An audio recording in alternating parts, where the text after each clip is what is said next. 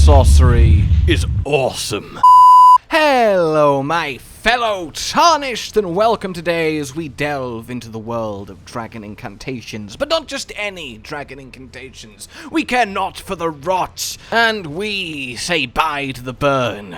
What we want is the dragons of magic, because while they may be incantations, on a technicality, they are pure glintstone fury, dealing magic damage. In the case of Borealis Mist, applying the frost debuff incredibly quickly, and all around are perfect for a dragon sorcerer.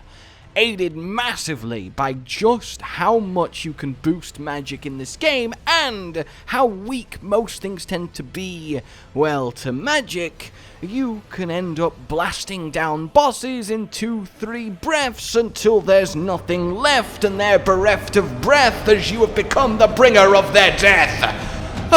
Sorry, okay, I'm calm, I'm fine, we're all fine.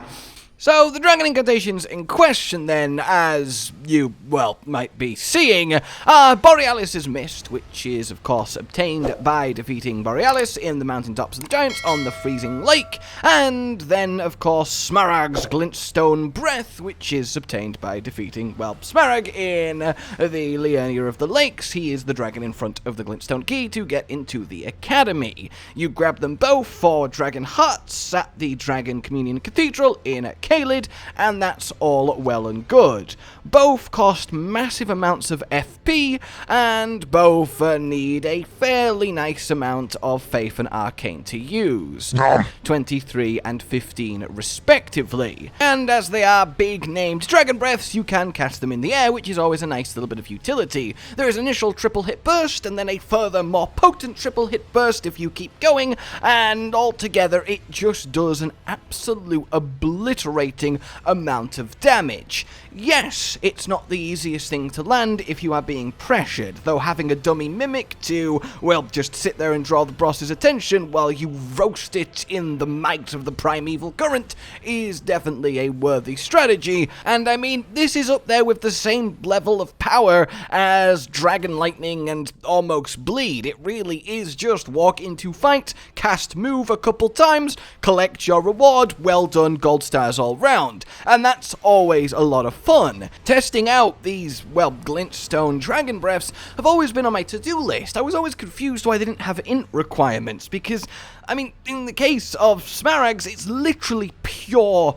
magic, pure sorcery that is being breathed out, so you'd think there'd be a little bit of a crossover there, but fear not, because we can, as you've been seeing, make them pop. So how indeed are we doing that? Well, of course, we are effectively power stancing, for want of a better word, the Dragon Communion Seal. Each of those seals adds 15% damage to your Dragon Incantations. This is, of course, gotten from the dungeon literally right at the start of the game, in Limgrave past the Chariots. Then, talismans-wise, we want to be going into our Magic Scorpion from the Saluvis questline. This is an extra 12% magic damage, and of course applies to both of these Dragon Incantations. We want ourselves the potent Canvas Flock Talisman, dropped from Gowry, if you kill him at the end of Millie's questline, and that's an extra 8% damage. We also want the little General Incantation boost found in this Crystal Cave in Caelid, and that's an extra 4% damage. Finally then, we want our Ritual Sword Talisman for an extra 10% damage at full health from the Lux Ruins in Altus Plateau. This all comes together to give us a nice modest plus 34% damage boost. That's okay. Now up to, well, 74% including the Dragon Seals. Then our Wondrous Physic comes into play with, yes, a 20% boost to magic from the Magic Cracking tier. That is quite nice, /3 minutes, all good. And of course, the other tier I've put in here is Infinite FP, so we can do the first two dragons without absolutely tanking our FP pool.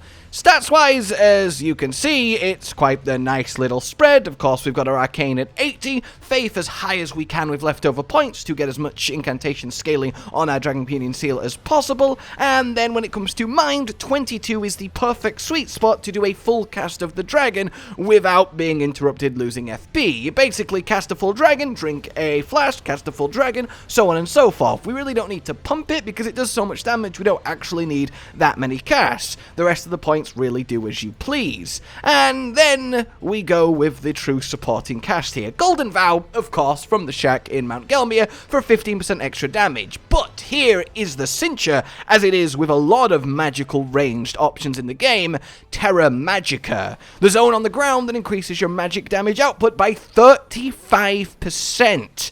This is perfect for putting down, adding that sorceress element, and then just blasting off your dragon breath from the center of it. It looks badass, and it is badass, and the power is just wondrous.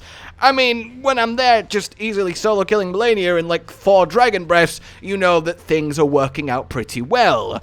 Altogether then, you end up firing off dragon breaths that have a collective plus 120% damage boost. You start with Borealis' Mist, which has insane frost build-up, plus 110 to the bar per tick, and then once that frost pop happens, they're now taking, well, they are losing 20% off their magic resistance, so you swap to the more damaging in terms of pure damage, pure magical breath of Smarag, and then finish them off, and yeah, it just works out wonderfully.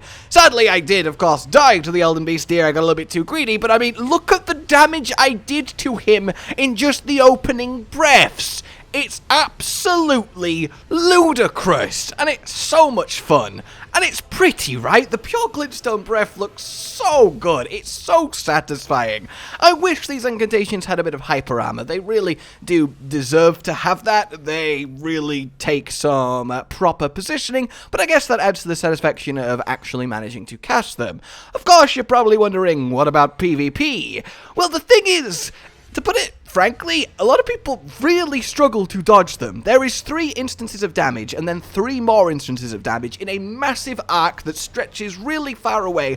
Basically, if someone isn't up in your face and you cast this, you're probably gonna kill them, and that's really, really fun. But don't get me wrong, if someone knows what they're doing and they just sprint straight at you and keep pressuring you all up in your face, well then it's probably gonna have to actually make this happen. But don't get me wrong, this is a one-shot cannon if you actually manage to land it, and generally landing it is very easy on someone who isn't next to you, so keep that in mind.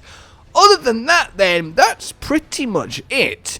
This is the 2 magic damage dealing dragon breaths amped to their absolute maximum, comboed together to just be a pure force of boss melting might that is up there with some of the most powerful broken stuff I have shown you guys in Elden Ring. And that's really cool for a class of incantation that, let's be honest, outside of the rot breath is a little bit underwhelming. So all in all, I hope you have enjoyed this. I hope you found it inspiring, fun, and altogether, Please like if you did, subscribe for more, hit the bell, don't miss future builds, guides, tips, tricks, research, all of that goodliness. And, of course, consider supporting the future of this channel on Patreon down below. It is indeed what keeps us going, and it means the absolute world. Seriously, thank you. Until we meet again then, a goodbye. Josh, Cotton, and Hollow with the videos, dropping the humor like a hammer on your tippy toes, bringing entertainment on a daily arrangement to take our insanity and turn it into entertainment. Yes, I said entertainment twice, to reiterate that it is nice to look into your faces on a mostly daily basis when you let us in your homes to make the whole world a stage. Goodbye.